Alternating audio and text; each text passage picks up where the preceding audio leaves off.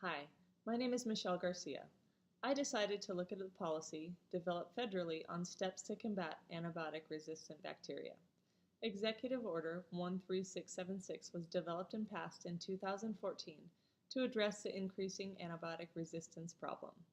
Antibiotic resistance pathogens pose a serious threat to healthcare workers and the general public. It is estimated that at least 2 million illnesses are caused by antibiotic-resistant bacteria, putting a strain on our healthcare system. This is an extremely interesting to me, as someday I hope to have a specialty in infectious disease. I've worked in a variety of settings to include the floor, ICU, PACU, and also a cardiology clinic. Each area was very different on how a patient with a resistant strain of bacteria was treated and how the doctor felt this resistant strain should be addressed. Antibiotic resistance is a growing problem.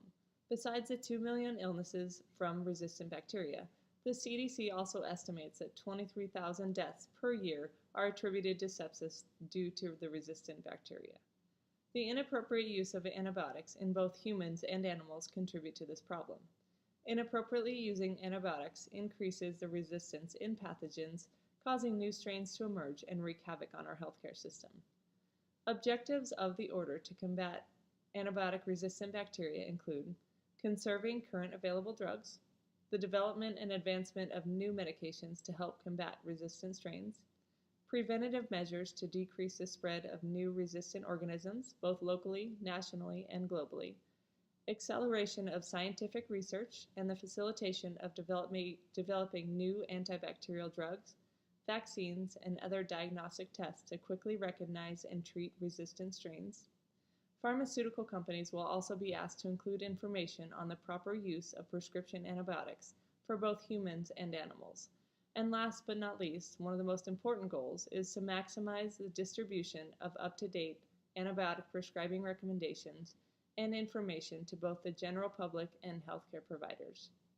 My DNP project will evaluate the recommendations to determine if antibiotic resistance has decreased since the implementation of the executive order in 2014. It'll also look at current prescribing recommendations per the CDC and Department of Health and Human Services. I will work with a local family healthcare clinic to determine their antibiotic matrix to see if the one that they use is up to date and also if it matches the CDC guidelines. Overall, the emergence of antibiotic-resistant pathogens is an area I believe education is needed for both healthcare providers and patients.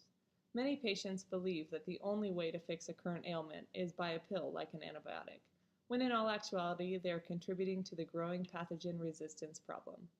Thank you for listening.